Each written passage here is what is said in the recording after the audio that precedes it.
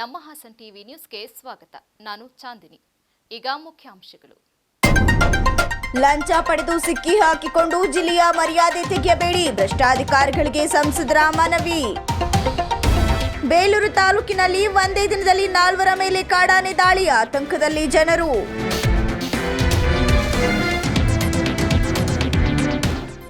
ಹಾಸನ ಸರ್ಕಾರಿ nursing college ಆವರಣದಲ್ಲಿ ಬೆಂಕಿ, 100 ಗಿಡಗಳು ನಾಶ.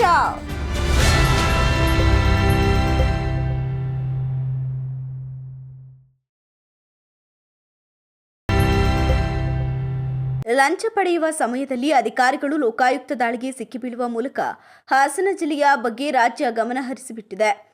ಜಿಲ್ಲೆಯ ಮರ್ಯಾದೆ ಉಳಿಸಲು ಅಧಿಕಾರಿಗಳು ಪ್ರಾಮಾಣಿಕ ಕೆಲಸ ಮಾಡಿ ಅಂತ ಹಾಸನದಲ್ಲಿ ಸಂಸದ ಶ್ರೇಯಸ್ ಎಂ ಪಟೇಲ್ ಸೂಚಿಸಿದರು. ನಗರದ ಜಿಲ್ಲಾ ಪಂಚಾಯಿತಿ ಹೊಯ್ಸಳ ಸಭಾಂಗಣದಲ್ಲಿ 3ನೇ ತ್ರೈಮಾಸಿಕ ಜಿಲ್ಲಾಭಿವೃದ್ಧಿ ಸಮನ್ವಯ ಮತ್ತು ಉಸ್ತುವಾರಿ ಸಮಿತಿ ದಿಶಾ ಸಭೆಯಲ್ಲಿ ಅಧ್ಯಕ್ಷತೆ ವಹಿಸಿ ಮಾತನಾಡಿದ ಅವರು, ಪ್ರಾರಂಭದಲ್ಲಿ ಅಧಿಕಾರಿಗಳು ಲಂಚ ಪಡೆಯುವಾಗ ಲೋಕಾಯುಕ್ತ ದಾಳಿಗೆ ಸಿಕ್ಕಿಬಿದ್ದ ಬಗ್ಗೆ ಚರ್ಚಿಸಿ ಅಧಿಕಾರಿಗಳ ನಡೆಗೆ ಸಂಸದರು ಕೆಂಡಾಮಂಡಲವಾದರು. ಹಾಸನ ಜಿಲ್ಲೆಯಲ್ಲಿ ನಿರಂತರವಾಗಿ ಲೋಕಾಯುಕ್ತ ದಾಳಿ ನಡೆಯುತ್ತಿದೆ. ಲಂಚ ಪಡೆಯುವಾಗ ಅಧಿಕಾರಿಗಳು ಸಿಕ್ಕು ಬೀಳ್ತಿದ್ದಾರೆ. ಇದರಿಂದ ಇಡೀ ರಾಜ್ಯ ನಮ್ಮ ಜಿಲ್ಲೆಯತ್ತ ಗಮನ ಹರಿಸಿದೆ. ಹಾಸನ ಜಿಲ್ಲೆ ಮರ್ಯಾದೆಯನ್ನ ಕಳೆದುಕೊಳ್ಳುವ ಕೆಲಸ ಯಾರೂ ಮಾಡಬೇಡಿ. ಇಡೀ ಜಿಲ್ಲಾಡಳಿತದ ಗೌರವ ನಿಮ್ಮ ಕೈಯಲ್ಲಿದೆ. ನಿಮ್ಮ ಕೆಳಮಟ್ಟದ ಸಿಬ್ಬಂದಿಗೆ ಸೂಕ್ತ ಮಾರ್ಗದರ್ಶನವನ್ನು ನೀಡಿ ಲಂಚಕೋರರನ್ನ ನಿಯಂತ್ರಣದಲ್ಲಿಟ್ಟುಕೊಂಡು ಇನ್ಮುಂದೆ ಇಂತಹ ಘಟನೆಗಳ ಅವಕಾಶ ನೀಡಬೇಡಿ ಅಂತ ಸಲಹೆಯನ್ನ ನೀಡಿದರು. ಒಳಚರಂಡಿ ಕುರಿತು ಇರುವ ವ್ಯವಸ್ಥೆ ಕುರಿತಂತೆ ಸಂಸದರು ಆಕ್ರೋಶಗೊಂಡರು. ಇಲಾಖೆ ಒಳಗೆ ಹೇಳೋರು ಕೇಳೋರು ಯಾರೂ ಇಲ್ವಾ ಅಂತ ಅಧಿಕಾರಿಗಳಿಗೆ ಪ್ರಶ್ನೆಯನ್ನ ಮಾಡಿದ್ರು. ಅರಸೀಕೆರೆ ಪಟ್ಟಣದ ಒಳಚರಂಡಿ ವ್ಯವಸ್ಥೆ ಕಾಮಗಾರಿ ಪ್ರಾರಂಭವಾಗಿ ವರ್ಷಗಳೇ ಕಳೆದರೂ ಪೂರ್ಣವಾಗಿಲ್ಲ. ಅರಸೀಕೆರೆ ಶಾಸಕ ಕೆಎಂ ಶಿವಲಿಂಗೇಗೌಡರು ಇದೇ ವೇಳೆ ಆಕ್ರೋಶಗೊಂಡರು. ಅಧಿಕಾರಿಗಳು ಡ್ರಾಪ್ ಆಗ್ತಾ ಇದ್ದಾರೆ, ಅದೆಲ್ಲ ನಿಮ್ ಗಮನಕ್ಕೆ ಬಂದಿದೆ. ನಿಮ್ಮ ಅಂಡರ್ ಆಫೀಸರ್ಸ್ ಸಹ ಸುಮಾರು ಜನ ಡ್ರಾಪ್ ಆಗ್ತಾ ಇದ್ದಾರೆ. ಈಗಾಗಲೇ ನಮ್ಮಲ್ಲಿ ಜಿಲ್ಲಾ ಮಟ್ಟದ 2 ಅಧಿಕಾರಿಗಳು ಆಗಲೇ ಡ್ರಾಪ್ ಆಗಿದ್ದಾರೆ. ಅದನ್ನೆಲ್ಲ ನೀವು ಸೂಕ್ಷ್ಮವಾಗಿ ಗಮನಿಸಬೇಕು. ಈಗಿನ ಟೆಕ್ನಾಲಜೀಸ್ ಅಂತೂ ತುಂಬಾನೇ ಮುಂದುವರೆದಿದೆ. ನೀವು ಗೊತ್ತಿದ್ದು ಮಾಡ್ತಿರೋ ಆದ್ರೆ ಅಧಿಕಾರಿಗಳು ಇದರಲ್ಲಿ ಎಚ್ಚರ ವಹಿಸಬೇಕು. ದಯವಿಟ್ಟು ಯಾರು ಜಿಲ್ಲೆಯ ಮರ್ಯಾದೆ ಕಳೆಯುವಂತ ಕೆಲಸವನ್ನ ಮಾಡಬೇಡಿ ಅಂತ ನಾನು ನಿಮಗೆ ಸಮಿತಿಯ ಅಧ್ಯಕ್ಷನಾಗಿ ಸೂಚನೆ ಕೊಡ್ತಾ ಇಲ್ಲ, ಮನವಿಯನ್ನ ನಾನು ಮಾಡ್ತೀನಿ. ಇದು ನಿಮ್ಮಿಂದ ನಿಮ್ಮ ಕೈಲಿ ನಮ್ಮ ಜಿಲ್ಲಾಡಳಿತದ ಮರ್ಯಾದೆ ನಿಮ್ಮ ಕೈಲಿ ಇರ್ತದೆ. ನೀವು ಎಚ್ಚರ ವಹಿಸಿ. ನಾನು ನೀವಿಲ್ಲಿ ಕೂತಿರೋ ತಪ್ಪು ಮಾಡ್ತೀರಿ ಅಂತ ನಾನು ಹೇಳ್ತಾ ಇಲ್ಲ. ನಿಮ್ಮ ಅಂಡರ್ ಅಫಿಷಿಯಲ್ಸ್ ತಾಲೂಕು ಮಟ್ಟದ ಅಧಿಕಾರಿಗಳು ಇರ್ತಾರೆ, VS ಇಂದ ಹಿಡಿದು ಏನು ತಹಶೀಲ್ದಾರ್ವರೆಗೂ, ಅವರು ನೀವು ತಹಶೀಲ್ದಾರ್ಗಳಾಗಿರ್ಬೋದು, ವಿವಿಧ ಇಲಾಖೆಯ ಮುಖ್ಯಸ್ಥರುಗಳು ನಿಮ್ಮ ಅಂಡರ್ ಅಫಿಷಿಯಲ್ಸ್ಗೆ ಎಚ್ಚರಿಕೆಯಿಂದ ಈ ತರ ಎಲ್ಲ ಮುಂದಕ್ಕೆ ನೋಡ್ಕೊಳ್ಳಿ ಅಂತ ಹೇಳ್ಬೇಕು. ಯಾಕಂತಂದ್ರೆ ಇಡೀ ರಾಜ್ಯ ಹಾಸನ ಜಿಲ್ಲೆಯನ್ನ ನೋಡ್ತದೆ. ಏನಾದ್ರು ಒಂದು ಅಧಿಕಾರಿ ಯಾವ್ದಾದ್ರು ಈ ತರ ಸಿಗಾಕೊಂಡಿದ್ದಕ್ಕೆ ನಮ್ಮನ್ನ ಬೇರೆ ಕಡೆ ನಾವು ಬೆಂಗಳೂರಿಗೆ ಹೋದಾಗ ನಮ್ಮನ್ನ ಕೇಳ್ತಾರೆ, ನಿಮ್ಮ ಜಿಲ್ಲೆಯಲ್ಲಿ ಈ ತರ ಆಗ್ತಿದೆ ಅಂತ. ದಯವಿಟ್ಟು ಇದಕ್ಕೆ ಆಸ್ಪದ ಕೊಡಬೇಡಿ. ಎಲ್ಲ ನಿಮ್ಮ ಅಂಡರ್ ಅಧಿಕಾರಿಗಳು, ನಿಮ್ಮ ಕೆಳಹಂತದ ಅಧಿಕಾರಿಗಳನ್ನ ನಿಮ್ಮ ಕಮಾಂಡಿಂಗ್ ತಗೊಂಡು ಕೆಲಸ ತಗೊಳ್ಳುವಂತ ಕೆಲಸವನ್ನ ನೀವು ಮಾಡ್ಬೇಕು ಅಂತ ಹೇಳ್ತಾ ಮುಖ್ಯ ನಮ್ಮ ಸಿಒ ಮೇಡಮ್ಗೆ ಸಭೆ ನಡೆಸ್ಕೋಬೇಕಂತ ಕೇಳ್ತೀನಿ ಇಲಾಖೆವರು.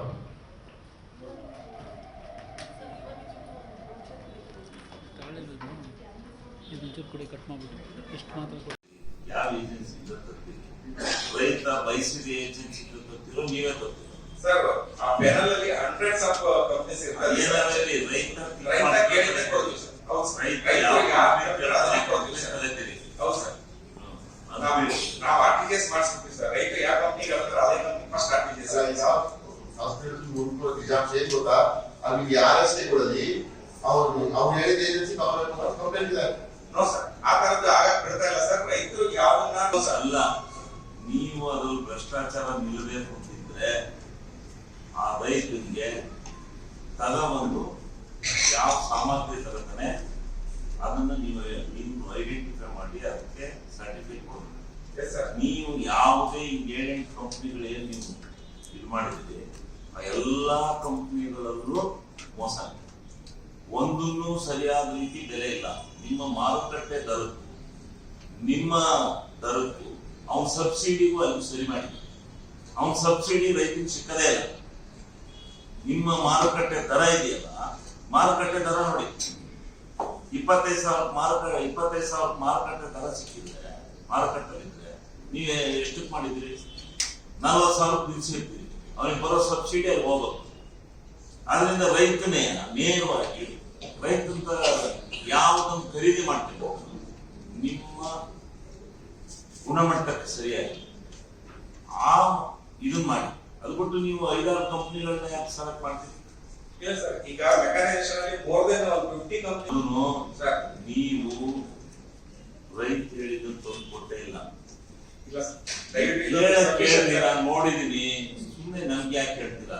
ರೋಟೋವೇಟ್ರು ಅವೆಲ್ಲ ನಮ್ಮ ಮೊನ್ನೆ ಅಲ್ಲಿ ಹಂಚಿದ್ರಲ್ಲಿ ನಮ್ಮ ಕೈಲಿ ಹಂಚಿಸ್ತೀರ. ಅದನ್ನು ನಾವು ನೋಡಿದ್ರೆ ಮಾರ್ಕೆಟ್ ರೇಟ್ಗೂ ನೀವು ಫಲಾನುಭವಿಗಳು ಕೊಡೋದು ಆಸಕ್ತಿಗಳಲ್ಲಿ ಆ ರೈತರು ಇದು ದಿವಸ 1ನೇ ತಾರೀಕು ಏನೋ ಹಂಚಿದ್ರ ಏನೋ ನಾವು ಇನ್ನೇನ್ ಮಾಡ್ತಾರೆ ಜನಗಳಿಗೆ ಜಗಳಾಡಕ್ಕಾಗಲ್ಲ ಕೊಟ್ಟು ಬರ್ತೀವಿ.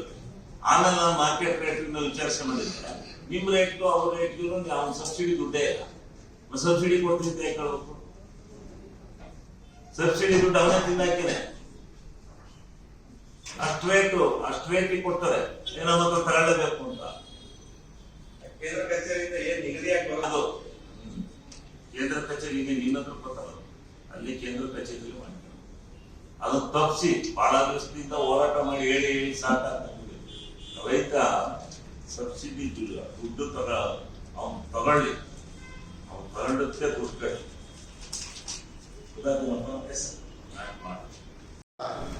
ಎಣ್ಣೆ ಚೈನವರು ಅವ್ನು ಎಣ್ಣೆ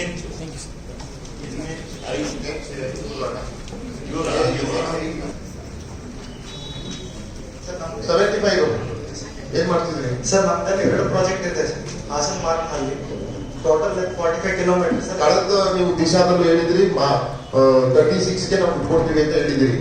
ಅದಕ್ಕೆ ಇವತ್ತಿಗೂ ಬದಲಾಗಿದ್ದೀರಾ? ನಾವು ಚೌಡಗೆರೆ ಒಂದು ನಮ್ಮ ಈ ಸಭೆಯಲ್ಲಿ ಜಿಲ್ಲಾ ಪಂಚಾಯತ್ ಮುಖ್ಯ ಕಾರ್ಯನಿರ್ವಹಣಾಧಿಕಾರಿ ಬಿಆರ್ ಪೂರ್ಣಿಮಾ, ಅಪರ ಜಿಲ್ಲಾಧಿಕಾರಿ ಕೆಟಿ ಶಾಂತಲಾ, ಹೆಚ್ಚುವರಿ ಪೊಲೀಸ್ ಅಧೀಕ್ಷಕರಾದ ಕೆಎಂ ತಮ್ಮಯ್ಯ ಸೇರಿದಂತೆ ಇತರರು ಉಪಸ್ಥಿತರಿದ್ದರು. ಬೇಲೂರು ತಾಲೂಕಿನ ಲಕ್ಕುಂದ ಗ್ರಾಮದಲ್ಲಿ ಗರ್ಭಿಣಿ ಮಹಿಳೆಯನ್ನ ಆಸ್ಪತ್ರೆಗೆ ಕರೆದೊಯ್ಯುತ್ತಿದ್ದ ಬೈಕ್ ಮೇಲೆ ಏಕಾಏಕಿ ಕಾಡಾನೆ ದಾಳಿ ಮಾಡಿದ್ದು 2 ಗಾಯಗೊಂಡಿದ್ದಾರೆ. ಘಟನೆಯಲ್ಲಿ ಚಂದ್ರೇಗೌಡ 58 ಹಾಗೂ ಪೂರ್ಣಿಮಾ 25 ವರ್ಷ ಎಂಬುವವರು ಗಾಯಗೊಂಡಿದ್ದು, ಪೂರ್ಣಿಮಾ 8 ತಿಂಗಳ ಗರ್ಭಿಣಿ. ಚಂದ್ರೇಗೌಡ ಅವರು ಆಸ್ಪತ್ರೆಗೆಂದು ಪೂರ್ಣಿಮಾ ಅವರನ್ನ ಕರೆದೊಯ್ಯುತ್ತಿದ್ದ ಸಂದರ್ಭದಲ್ಲಿ ಕಾಡಾನೆ ದಾರಿ ಮಧ್ಯೆ ದಾಳಿಯನ್ನ ನಡೆಸಿದೆ. ಬೈಕ್ ಸಹಿತ ಇಬ್ಬರನ್ನ ಸುಂಡಲಿನಿಂದ ಎತ್ತಿ ಬಿಸಾಡಿದೆ ಎನ್ನಲಾಗಿದೆ. ಗರ್ಭಿಣಿ ಮಹಿಳೆ ಗಟ್ಟಿಯಾಗಿ ಕಿರುಚಾಡಿದ ನಂತರ ಕಾಡಾನೆ ಕಾಡಿನೊಳಗೆ ಹಿಂತಿರುಗಿದೆ. ಗಾಯಗೊಂಡವರನ್ನ ತಕ್ಷಣವೇ ಹಾಸನದ ಖಾಸಗಿ ಆಸ್ಪತ್ರೆಗೆ ದಾಖಲಿಸಲಾಗಿದ್ದು ಚಿಕಿತ್ಸೆ ಮುಂದುವರಿಯುತ್ತಿದೆ.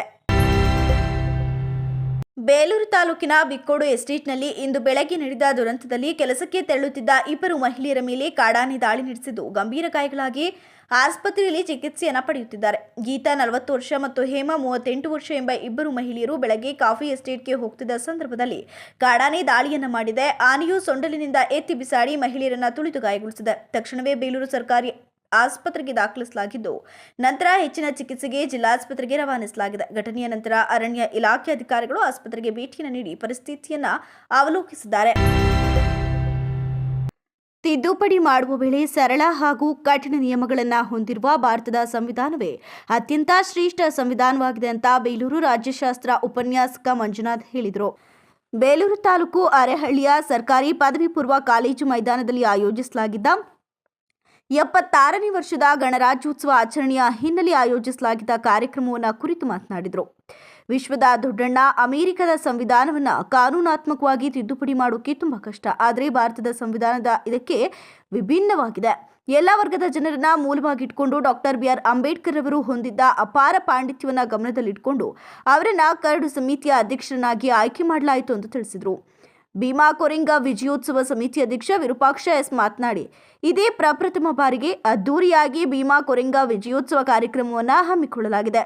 ಸಮಿತಿಯ ವತಿಯಿಂದ ವಿದ್ಯಾರ್ಥಿಗಳಿಗೆ ಹಾಗೂ ಸಾರ್ವಜನಿಕರಿಗೆ ಕುಳಿತುಕೊಳ್ಳಲು ಆಸನ, ಶಾಮಿಯಾನದ ವ್ಯವಸ್ಥೆ ಹಾಗೂ ಕಾರ್ಯಕ್ರಮದಲ್ಲಿ ಭಾಗವಹಿಸಿರುವ ಎಲ್ಲರಿಗೂ ಊಟದ ವ್ಯವಸ್ಥೆಯನ್ನ ಮಾಡಲಾಗಿದೆ ಅಂತ ಹೇಳಿದರು. ಭಾರತದ ರಾಷ್ಟ್ರೀಯ ಕಾಂಗ್ರೆಸ್ ಪಕ್ಷ ಬ್ರಿಟನ್ ಸರ್ಕಾರದ ಮೇಲೆ ಒತ್ತಡವನ್ನ ನೀಡ್ತಾ ಇರುತ್ತೆ. ಆದ್ರೆ ಬಹುಕಾಲದ ಈ ಬೇಡಿಕೆಯನ್ನ ಬ್ರಿಟನ್ ಸರ್ಕಾರ ಮಾನ್ಯ ಮಾಡಿರೋದಿಲ್ಲ. 1942ರ ಕ್ವಿಟ್ ಇಂಡಿಯಾ ಚಳವಳಿಯ ನಂತರ ಭಾರತದ ಸ್ವತಂತ್ರ ಹೋರಾಟ ತೀವ್ರಗೊಂಡ ನಂತರ ಬ್ರಿಟಿಷರಿಗೆ ಭಾರತಕ್ಕೆ ಸ್ವತಂತ್ರ ಕೊಡುವುದು ಅನಿವಾರ್ಯ ಅಂತ ಅನ್ನಿಸಿದಾಗ ಭಾರತದಲ್ಲಿ ಸಂವಿಧಾನ ರಚನಾ ಸಮಿತಿಯ ರಚನೆಗೆ ಅವಕಾಶ ಮಾಡಿಕೊಡುತ್ತೆ. 1946 ಡಿಸೆಂಬರ್ ತಿಂಗಳಲ್ಲಿ ಡಿಸೆಂಬರ್ 9ರಲ್ಲಿ ಭಾರತದ ಸಂವಿಧಾನ ರಚನಾ ಸಮಿತಿ ತನ್ನ ಕೆಲಸವನ್ನು ಪ್ರಾರಂಭ ಮಾಡುತ್ತೆ. ಡಾಕ್ಟರ್ ಬಾಬು ರಾಜೇಂದ್ರ ಪ್ರಸಾದ್ ಅವರ ಅಧ್ಯಕ್ಷತೆಯಲ್ಲಿ ಭಾರತದ ಸಂವಿಧಾನ ರಚನಾ ಸಮಿತಿ ರಚನೆಯಾಗುತ್ತೆ. ಸಂವಿಧಾನ ರಚನಾ ಸಮಿತಿಯಲ್ಲಿ ಸುಮಾರು 22 ಸಮಿತಿಗಳನ್ನ ಮಾಡಿಕೊಂಡು ಭಾರತದ ಸಂವಿಧಾನದ ರಚನೆ ಕೆಲಸ ನಡೆಯುತ್ತೆ. ಒಂದು ಕಡೆ ನಾವು ಸ್ವತಂತ್ರ ಗಳಿಸಿದ ಆ ಪ್ರಾರಂಭದ ಸಂದರ್ಭದಲ್ಲಿ ಭಾರತಕ್ಕೆ ಇದ್ದಂತ ಅತಿ ಮುಖ್ಯವಾದಂತಹ 2 ಸವಾಲುಗಳೇನು ಅಂತಂದ್ರೆ, ಒಂದು ಇಡೀ ಭಾರತೀಯರೆಲ್ಲರೂ ಒಪ್ಪುವಂತ ಸಂವಿಧಾನವನ್ನು ರಚನೆ ಮಾಡುವುದು, ಮತ್ತೊಂದು ದೇಶೀಯ ಸಂಸ್ಥಾನಗಳನ್ನು ಒಗ್ಗೂಡಿಸಿ ಅಖಂಡ ಭಾರತವನ್ನು ನಿರ್ಮಾಣ. ಹೃದಯಪೂರ್ವಕವಾಗಿ ಶುಭಾಶಯಗಳನ್ನು ತಿಳಿಸುತ್ತಾ ಈ ಒಂದು ಕಾರ್ಯಕ್ರಮದಲ್ಲಿ ಬಹಳ ಚೆನ್ನಾಗಿ ನಮ್ಮ ಉಪನ್ಯಾಸಕರು ಸಂವಿಧಾನದ ಬಗ್ಗೆ ಬಹಳ ಚೆನ್ನಾಗಿ ಅಚ್ಚುಕಟ್ಟಾಗಿ ಅರಿವು ಹೇಳಿದ್ದಾರೆ. ಇದ್ರ ಬಗ್ಗೆ ಹೆಚ್ಚಾಗಿ ಇನ್ನ ಹೇಳಬೇಕಿತ್ತು. ನಾನು ಇದು ನನ್ನ ಮೊದಲನೇ ವೇದಿಕೆ, ದಯಮಾಡಿ ಯಾರು ಅಲ್ಲಿ ತಪಾಸಿರಿ.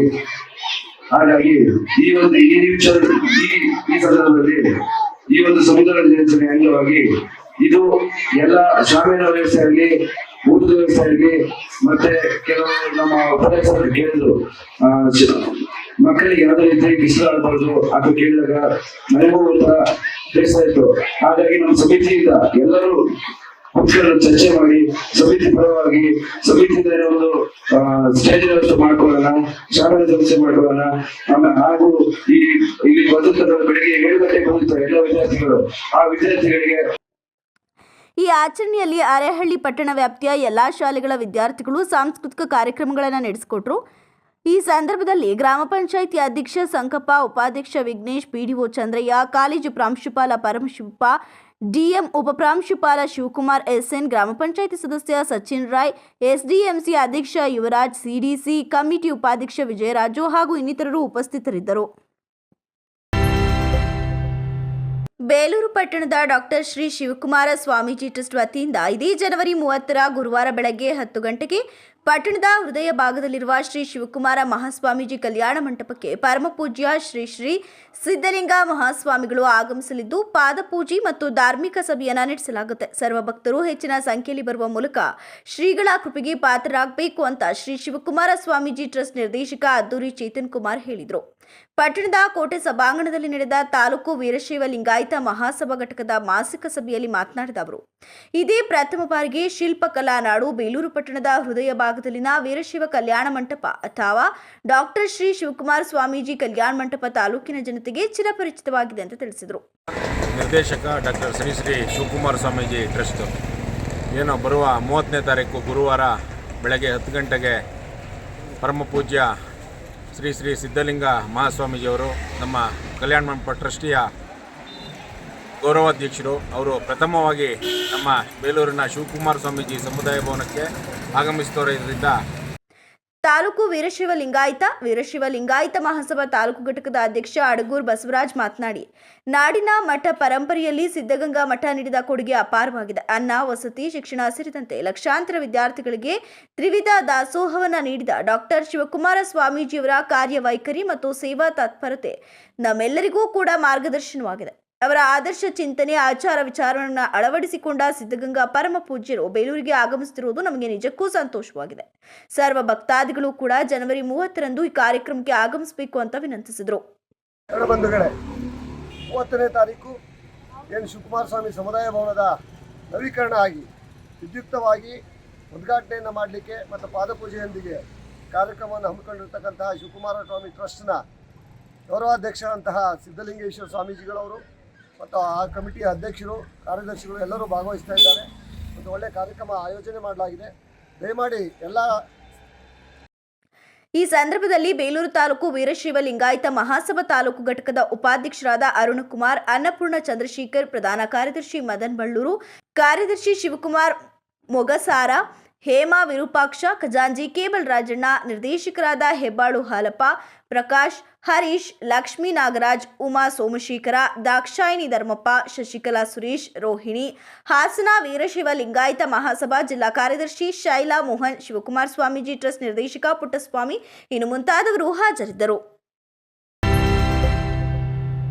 ಬೇಲೂರು ಕುಶಾವರ ಸರ್ಕಾರಿ ಹಿರಿಯ ಪ್ರಾಥಮಿಕ ಶಾಲೆಯಲ್ಲಿ ದೇಶಭಕ್ತರ ಬಳಗ, ಲಯನ್ಸ್ ಕ್ಲಬ್ ಬಿಕ್ಕೋಡು ಇವರ ಸಹಭಾಗಿತ್ವದಲ್ಲಿ ನಡೆದ 76ನೇ ಗಣರಾಜ್ಯೋತ್ಸವ ಕಾರ್ಯಕ್ರಮದಲ್ಲಿ ದಿನಕ್ಕೊಂದು ಕವಿತೆ ಖ್ಯಾತಿಯ ವನಿತೆ ಶ್ರೀಮತಿ ಮಧುಮಾಲತಿ ಅವರಿಗೆ ಸಾಹಿತ್ಯ ಕ್ಷೇತ್ರದಲ್ಲಿ ಸಲ್ಲಿಸಿದ ಅನುಪಮ ಸೇವೆಗಾಗಿ 2024ನೇ ವರ್ಷದ ದೇಶಭಕ್ತರ ಬಳಗದಿಂದ ಕೊಡಲ್ಪಡುವ ವರ್ಷದ ವ್ಯಕ್ತಿ ಪುರಸ್ಕಾರ ನೀಡಿ ಗೌರವಿಸಿದರು. ಈ ವೇಳೆ ದೇಶಭಕ್ತರ ಬಳಗದ ಅಧ್ಯಕ್ಷ ಡಾಕ್ಟರ್ ಸಂತೋಷ್ ಕುಮಾರ್ ಮಾತನಾಡಿ, ವ್ಯಕ್ತಿಯ ಜೀವನ ಎಂದೂ ಶಾಶ್ವತವಲ್ಲ, ಆದರೆ ಅವನು ಜೀವಿತಾವಧಿಯಲ್ಲಿ ಮಾಡುವ ಒಳ್ಳೆಯ ಕೆಲಸಗಳು ಮಾತ್ರ ಶಾಶ್ವತವಾಗಿ ಉಳಿಯೋಕೆ ಸಾಧ್ಯ. ಉದಾಹರಣೆಗೆ, ಓರ್ವ ಸಾಹಿತಿ ಅಥವಾ ಕವಿ ಆತ ಬರೆಯುವ ಕೃತಿ ಮತ್ತು ಕವಿತೆಗಳಿಂದ ಮಾತ್ರ ಮುಂದಿನ ಜನಾಂಗಕ್ಕೆ ಪರಿಚಿತನಾಗಿ ಉಳಿಯೋಕೆ ಸಾಧ್ಯ. ಹಾಗೆಯೇ ಓರ್ವ ಸಮಾಜ ಸೇವಕ ತನ್ನ ಸಮಾಜಕ್ಕೆ ಸಲ್ಲಿಸುವ ಉತ್ತಮ ಸೇವೆಯಿಂದ ಮಾತ್ರ ಮುಂದಿನ ಜನಾಂಗದಲ್ಲಿ ಗುರುತಿಸಿಕೊಳ್ಳೋಕೆ ಸಾಧ್ಯ ಅಂತ ಹಾರೈಸಿದರು.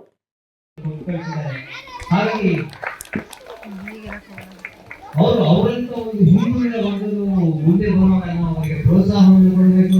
ಲಯನ್ಸ್ ಬಾಂಧವರು ಇದ್ದೀರಿ, ಸ್ವಲ್ಪ ಇವ್ರ ಕಡೆ ನಾವು ಗಮನ ಕೊಡಿ.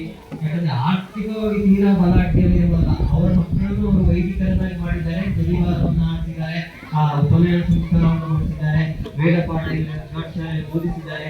ಅವರು ಅರ್ಚಕರಿಗೆ ಬಂದಿದ್ದಾರೆ. ನೀವು ಇವತ್ತು ಯಾವ್ದು ಸೋಷಿಯಲ್ ಮೀಡಿಯಾದಲ್ಲಿ ತೆಗೆದು ಯಾವ್ದು ತೆಗೆದು ಪ್ರತಿಯೊಂದರಲ್ಲಿ ಜನಿವಾರ ಹಾಕಿದವರು ನಿಂದನೆ, ಜನಿವಾರ ಹಾಕಿದವರು ನಿಂದನೆ, ನಿಂದನೆ, ನಿಂದನೆ, ನಿಂದನೆ, ಜನಿವಾರ ಹಾಕಿದವರು ನಿಂದನೆ ಮಾಡಿದ್ದಾನೆ ಅಂತ ಹೇಳೋದು, ಅವರನ್ನು ನಿಂದನೆ ಮಾಡೋದು ಅಷ್ಟೇ ನಡೀತಾ ಇರೋದು. ಅಂಥದ್ದೇ ಒಂದು ನಮ್ಮ ಜನಿವಾರಕ್ಕೆ ಅಂತಲ್ಲ, ಬ್ರಾಹ್ಮಣರ ಇದನ್ನ ಅಭಿಮಾನದಿಂದ ಬಂದದ್ದಲ್ಲ, ನಮ್ಮ ಧರ್ಮದ ಮೇಲೆ ಅಭಿಮಾನದಿಂದ ಬಂದು ಬಹಳ ಒಳ್ಳೆ ಕಾರ್ಯಕ್ರಮಗಳನ್ನು ಮಾಡ್ತಾ ಇದ್ದಾರೆ.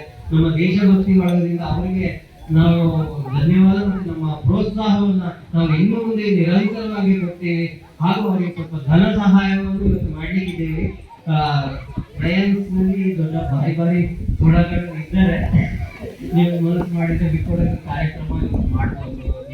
ಹಂಚೋದು ಸ್ವಲ್ಪ ಆರ್ಥಿಕವಾಗಿ ಅವರಿಗೆ ಸಹಾಯ ಮಾಡಿ 10,000 ಪುಸ್ತಕಗಳನ್ನು ಅವರು ಕಡೂರಿಗೆ ಹೋಗಿ ಕೊಟ್ಟಿದ್ದಾರೆ. ಮೊನ್ನೆ ಮಾಲೀಕರು ತಿರುಪತಿಗೆ ಕೊಟ್ಟಿದ್ದಾರೆ. ಅದಕ್ಕೆ ಕಾರಿಗೆ ಖರ್ಚು ಅದು ಇದು. ಈ ಕಾರ್ಯಕ್ರಮದಲ್ಲಿ ಅರ್ಚಕ ಅಂದರೆ ಕೃಷ್ಣಮೂರ್ತಿ, ಶಾಲಾ ಮುಖ್ಯೋಪಾಧ್ಯಾಯರಾದ ಪುಟ್ಟಸ್ವಾಮಿ, ಯುವ ಸಾಹಿತಿ ನಿರಂಜನ್ ಮಹದೇವ್ ಕುಲಕರ್ಣಿ, ಶಾಲಾ ಅಧ್ಯಾಪಕ ವೃಂದ, ಸಹ ಶಿಕ್ಷಕಿಯರು, ಶಾಲಾ ಆಡಳಿತ ಮಂಡಳಿ ಅಧ್ಯಕ್ಷರು ಮತ್ತು ಸದಸ್ಯರು, ಲಯನ್ಸ್ ಕ್ಲಬ್ ಅಧ್ಯಕ್ಷರು ಮತ್ತು ಪದಾಧಿಕಾರಿಗಳು, ಸದಸ್ಯರು, ಕುಶಾವರ ಗ್ರಾಮಸ್ಥರು ಹಾಜರಿದ್ದರು. ಭಾರತ ದೇಶ ವಿಶ್ವದಲ್ಲಿಯೇ ಶ್ರೇಷ್ಠ ಪ್ರಜಾಪ್ರಭುತ್ವ ಹೊಂದಿರುವ ದೇಶವಾಗಿದ್ದು, ಸಂವಿಧಾನ ರಚಿಸುವಲ್ಲಿ ಡಾಕ್ಟರ್ ಅಂಬೇಡ್ಕರ್ ಅವರ ಕೊಡುಗೆ ಅಪಾರವಾಗಿದೆ ಅಂತ ಆಲೂರಿನಲ್ಲಿ ಶಾಸಕ ಸಿಮೆಂಟ್ ಮಂಜು ಹೇಳಿದರು. ತಾಲೂಕು ರಾಷ್ಟ್ರೀಯ ಹಬ್ಬಗಳ ಆಚರಣಾ ಸಮಿತಿ ವತಿಯಿಂದ ತಾಲೂಕು ಕ್ರೀಡಾಂಗಣದಲ್ಲಿ ಆಯೋಜಿಸಿದ್ದ ಗಣರಾಜ್ಯೋತ್ಸವ ಸಮಾರಂಭದಲ್ಲಿ ಭಾಗವಹಿಸಿ ಮಾತನಾಡಿದರು. ಇಡೀ ಪ್ರಪಂಚದಲ್ಲಿ ಭಾರತದ ಸಂವಿಧಾನ ಅತ್ಯಂತ ಶ್ರೇಷ್ಠ ಸಂವಿಧಾನವಾಗಿದೆ. ಸಂವಿಧಾನದ ಈ ಆಶಯವನ್ನು ಸಾಕಾರಗೊಳಿಸುವುದು ನಮ್ಮ ಕರ್ತವ್ಯವಾಗಿದೆ ಅಂತ ತಿಳಿಸಿದರು. ಭಾರತ ದೇಶ ಇವತ್ತು, ಹಿಂದೆ ಒಂದು ಸಮಯ ಇತ್ತು, ಬ್ರಿಟಿಷರು ಭಾರತ ದೇಶವನ್ನ ಆಳ್ತಾ ಇದ್ರು. ಇವತ್ತು ಭಾರತದವರೇ ಬ್ರಿಟಿಷ್ ದೇಶವನ್ನ ಆಳುವ ಮಟ್ಟಕ್ಕೆ ತಲುಪಿದೀವಿ ಅಂತ ಹೇಳಿದ್ರೆ ಭಾರತದ ಯಶಸ್ಸು ಯಾವ ಮಟ್ಟಿನಲ್ಲಿ ಸಾಕ್ತಾ ಇದೆ ಅಂತಕ್ಕಂಥದ್ದನ್ನ ತಾವೆಲ್ಲರೂ ಕೂಡ ಯೋಚನೆ ಮಾಡಬೇಕು. ಇದಕ್ಕೆ ಮುಖ್ಯ ಕಾರಣ ಏನು ಅಂದ್ರೆ ನಮ್ಗಿರ್ತಕ್ಕಂಥ ಸಂವಿಧಾನದ ಅಡಿಯಲ್ಲಿ ಈ ಭಾರತದ ಪ್ರತಿಯೊಬ್ಬ ನಾಗರಿಕರು ಕೂಡ ಜೀವಿಸಬೇಕಾಗಿರ್ತಕ್ಕಂಥದ್ದು ನಮ್ಮ ಕರ್ತವ್ಯ. ಎಲ್ಲದಕ್ಕಿಂತ ಮುಖ್ಯವಾಗಿ ಭಾರತ ದೇಶ ಇವತ್ತು ವಿಶ್ವದ ನಂಬರ್ 1 ಸ್ಥಾನಕ್ಕೆ ಹೋಗ್ಬೇಕು ಅಂತಕ್ಕಂಥ ಇಚ್ಛೆಯಿಂದ ಸನ್ಮಾನ್ಯ ನರೇಂದ್ರ ಮೋದಿ ಅವರು ಕೆಲಸ ಮಾಡ್ತಾ ಇದ್ದಾರೆ. ಸನ್ಮಾನ್ಯ ನರೇಂದ್ರ ಮೋದಿ ಅವರ ಕನಸು ಭಾರತ ಇವತ್ತು ಪ್ರಪಂಚದ 5ನೇ ಬಹುದೊಡ್ಡ ಆರ್ಥಿಕ ಶಕ್ತಿಯಾಗಿದೆ. ಇನ್ನ ಕೆಲವೇ ವರ್ಷಗಳಲ್ಲಿ ಪ್ರಪಂಚದ 3ನೇ ಬಹುದೊಡ್ಡ ಆರ್ಥಿಕ ಶಕ್ತಿ ಆಗಬೇಕು. ಭಾರತ ಸೂಪರ್ ಪವರ್ ರಾಷ್ಟ್ರ ಆಗ್ಬೇಕು ಅಂತಕ್ಕಂಥ ಇಚ್ಛೆಯಿಂದ ಕೆಲಸವನ್ನ ಮಾಡ್ತಿದ್ದಾರೆ. ಇಂಥ ಒಂದು ಸುಸಂದರ್ಭವನ್ನ ನಾವು ಕೂಡ ನೋಡ್ತೀವಿ ಅಂತ ಹೇಳಲಿಕ್ಕೆ ನನಗೆ ಹೆಮ್ಮೆ ಆಗುತ್ತೆ. ಧ್ವಜಾರೋಹಣ ನೆರವೇರಿಸಿ ಧ್ವಜ ಸಂದೇಶ ಸಾರಿದ ತಾಲೂಕು ಪ್ರಭಾರ ತಹಶೀಲ್ದಾರ್ ಪೂರ್ಣಿಮಾ, ಅಖಂಡ ಭಾರತದ ಆಡಳಿತಕ್ಕೆ ಅಗತ್ಯವಾದ ಸೂಕ್ತ ಸಂವಿಧಾನವನ್ನು ದೇಶಕ್ಕೆ ಅರ್ಪಿಸಿದ ದಿನದ ಸವಿ ನೆನಪಿಗಾಗಿ ಪ್ರತಿ ವರ್ಷ ಜನವರಿ 26ರಂದು ಗಣರಾಜ್ಯೋತ್ಸವ ದಿನಾಚರಣೆಯನ್ನು ಮಾಡಲಾಗುತ್ತೆ. ನಮ್ಮ ಸಂವಿಧಾನ ದೇಶದ ಜನರನ್ನ ಸಶಕ್ತಗೊಳಿಸಿದೆ, ಸರ್ವರಿಗೂ ಸಮಾನತೆ ಒದಗಿಸಿದೆ, ಮೂಲಭೂತ ಹಕ್ಕುಗಳು ಕರ್ತವ್ಯವನ್ನ ನೀಡಿದೆ. ಭಾರತಕ್ಕೆ ಸಂವಿಧಾನವೇ ದೊಡ್ಡ ಬಲ. ನಮ್ಮ ಸಂವಿಧಾನವು ನಮ್ಮೆಲ್ಲರನ್ನ ರಕ್ಷಿಸುವ ಬಹುದೊಡ್ಡ ಕಾನೂನಾಗಿದೆ ಅಂತ ತಿಳಿಸಿದರು. ತಿಂಗಳು 18 ದಿನ ತೆಗೆದುಕೊಂಡು ಸಮಯ ಹಾಗೂ 60 ದೇಶಗಳ ಸಂವಿಧಾನವನ್ನು ಓದಿ ಅಂಗೀಕರಿಸಿಕೊಂಡ ವಿಶ್ವದ ಅತಿ ದೊಡ್ಡ ಸಂವಿಧಾನ ಭಾರತದ ಸಂವಿಧಾನ ಅಧಿಕೃತವಾಗಿ ಜಾರಿ ಬಂದ ದಿನ ಜನವರಿ 24, 1950. ಈ ದಿನವೇ ಸಂವಿಧಾನವು ಜಾರಿಗೆ ಬರಲು ಕಾರಣವೇನೆಂದರೆ ಈ ಕಾರ್ಯಕ್ರಮದಲ್ಲಿ ಪಟ್ಟಣ ಪಂಚಾಯಿತಿ ಅಧ್ಯಕ್ಷೆ ತಾಹಿರಾ ಬೇಗಂ, ತಾಲೂಕು ಜೆಡಿಎಸ್ ಅಧ್ಯಕ್ಷ ಮಂಜೇಗೌಡ, ಬಿಜೆಪಿ ಅಧ್ಯಕ್ಷೆ ಉಮಾ ರವಿಪ್ರಕಾಶ್, ಕಾಂಗ್ರೆಸ್ ಅಧ್ಯಕ್ಷ ಶಿವಮೂರ್ತಿ, ಕನ್ನಡ ಸಾಹಿತ್ಯ ಪರಿಷತ್ ಅಧ್ಯಕ್ಷ ಗೋಪಾಲಕೃಷ್ಣ, ಶಿಕ್ಷಣಾಧಿಕಾರಿ ಕೃಷ್ಣೇಗೌಡ, ಶಿಶು ಅಭಿವೃದ್ಧಿ ಯೋಜನಾಧಿಕಾರಿ AT Mallesh, police inspector Gangadhar, ಪಟ್ಟಣ ಪಂಚಾಯಿತಿ ಮುಖ್ಯಾಧಿಕಾರಿ ಬಸವರಾಜು ಸೇರಿದಂತೆ ಮುಂತಾದವರು ಹಾಜರಿದ್ದರು. ಬೇಲೂರು ತಾಲೂಕಿನ ಶಂಕರನಹಳ್ಳಿ ಮಲ್ಲಿಗೆವಾಳ್ ಗ್ರಾಮದ ಬಳಿ ಭೀಕರ ರಸ್ತೆ ಅಪಘಾತ ಸಂಭವಿಸಿದೆ. ತಾರ್ ಜೀಪ್ ಮರಕ್ಕೆ ಡಿಕ್ಕಿಯಾಗಿ ಒಬ್ಬರು ಸ್ಥಳದಲ್ಲಿ ಮೃತಪಟ್ಟಿದ್ದು, ಮೂವರಿಗೆ ಗಂಭೀರ ಗಾಯಗಳಾಗಿವೆ. ಜೀಪ್ನಲ್ಲಿದ್ದ ನಾಲ್ವರಲ್ಲಿ ನಿಶ್ಚಿತ್ 28 ವರ್ಷ ಸ್ಥಳದಲ್ಲಿ ಮೃತಪಟ್ಟಿದ್ದಾರೆ. ಅವರು ಅರಕಲಗೂಡು ತಾಲೂಕಿನ ಕೊಂಗಳ್ಳಿ ಗ್ರಾಮದ ಶಿಕ್ಷಕ ಚಂದ್ರ ಎಂಬುವರ ಪುತ್ರ ಅಂತ ಗುರುತಿಸಲಾಗಿದೆ. ಹರ್ಷ, ಕೀರ್ತಿ ಹಾಗೂ ರಾಧಿಕಾ ಗಾಯಾಳುಗಳಾಗಿದ್ದು, ಅವರನ್ನ ತಕ್ಷಣ ಹಾಸನದ ಜಿಲ್ಲಾಸ್ಪತ್ರೆಗೆ ದಾಖಲಿಸಲಾಗಿದೆ. ಹಾಸನದ ಸರ್ಕಾರಿ ನರ್ಸಿಂಗ್ ಕಾಲೇಜು ಆವರಣದಲ್ಲಿ ನಿನ್ನೆ ಭಾನುವಾರ ಸಾಯಂಕಾಲದ ವೇಳೆ ಬೆಂಕಿ ಕಾಣಿಸಿಕೊಂಡು ಹಾಕಲಾಗಿದ್ದ ಗಿಡಗಳು ಬಹುತೇಕ ನಾಶವಾಗಿದ್ದು, ಈ ಬಗ್ಗೆ ಸಿಸಿ ಕ್ಯಾಮೆರಾದಲ್ಲಿ ರೆಕಾರ್ಡ್ ತೆಗೆಸಿ ಪರಿಶೀಲನೆಯನ್ನ ಮಾಡಲಾಗಿದೆ. ಇದರಲ್ಲಿ ಯಾರ್ಯಾರು ತಪ್ಪು ಮಾಡಿದ್ದಾರೆ ಅವರ ವಿರುದ್ಧ ಕ್ರಮ ತೆಗೆದುಕೊಳ್ಳುವುದಾಗಿ ಕಾಲೇಜಿನ ನರ್ಸಿಂಗ್ ಮಹಾವಿದ್ಯಾಲಯದ ಉಪನ್ಯಾಸಕಿ ಶೋಭಾ ಎಚ್ಚರಿಸಿದ್ದಾರೆ. ಇದೇ ವೇಳೆ ಸರ್ಕಾರಿ ನರ್ಸಿಂಗ್ ಮಹಾವಿದ್ಯಾಲಯದ ಉಪನ್ಯಾಸಕಿ ಶೋಭಾ ಮಾಧ್ಯಮದೊಂದಿಗೆ ಮಾತನಾಡಿ, ನಿನ್ನೆ ಭಾನುವಾರದಂದು ಸರ್ಕಾರಿ ರಜೆ ಇರುವ ವೇಳೆ ಸಾಯಂಕಾಲದ ವೇಳೆ ನಮ್ಮ ಕಾಲೇಜಿನಲ್ಲಿ ಮಕ್ಕಳು ಆಟವಾಡಬೇಕಾದ್ರೆ ಕ್ರಿಕೆಟ್ ಬಾಲ್ ಕಳೆದು ಹೋಗಿದ್ದು, ಹುಡುಕುವ ಸಂದರ್ಭದಲ್ಲಿ ಅಚಾತುರ್ಯ ಮತ್ತು ಅಜಾಗರೂಕತೆಯಿಂದ ಹಸಿರು ಭೂಮಿ ಪ್ರತಿಷ್ಠಾನೆ ಹಾಗೂ ರೆಡ್ ಕ್ರಾಸ್ ಸಂಸ್ಥೆ ಸೇರಿದಂತೆ ಹಲವಾರು ಸಂಘ ಸಂಸ್ಥೆಗಳಿಂದ ಪುಟ್ಟಡವಿಯಲ್ಲಿ ಬೆಂಕಿ ಕಾಣಿಸಿಕೊಂಡಿದೆ. ಬೆಂಕಿ ಈ ಆವರಣದಲ್ಲಿ ಸಾಕಷ್ಟು ಜಾಗ ಆವರಿಸಿ ಹತ್ತಿಕೊಂಡಿದೆ. ವಿದ್ಯಾರ್ಥಿಗಳು ಬೆಂಕಿ ಹಾರಿಸಿದ್ರೂ ಪೂರ್ಣವಾಗಿ ಸಾಧ್ಯವಾಗಿರುವುದಿಲ್ಲ. ಅವರ ಅಚಾತುರ್ಯದಿಂದ ನಡೆದಿದೆ ಅಂತ ಒಪ್ಪಿಕೊಂಡಿದ್ದಾರೆ. ಈ ಒಂದು ಪರಿಸರ ಕಾಳಜಿಯನ್ನ ಮತ್ತೆ ಬರುವಾಗೆ ತಿದ್ದಲಾಗುವುದು ಅಂತ ಹೇಳಿದರು. ಕೊನೆಯಲ್ಲಿ ಮತ್ತೊಮ್ಮೆ ಮುಖ್ಯಾಂಶಗಳು. ಲಂಚ ಪಡೆದು ಸಿಕ್ಕಿ ಹಾಕಿಕೊಂಡು ಜಿಲ್ಲೆಯ ಮರ್ಯಾದೆ ತೆಗೆಯಬೇಡಿ, ಭ್ರಷ್ಟಾಧಿಕಾರಿಗಳಿಗೆ ಸಂಸದರ ಮನವಿ. ಬೇಲೂರು ತಾಲೂಕಿನಲ್ಲಿ ಒಂದೇ ದಿನದಲ್ಲಿ 4 ಮೇಲೆ ಕಾಡಾನೆ ದಾಳಿ, ಆತಂಕದಲ್ಲಿ ಜನರು.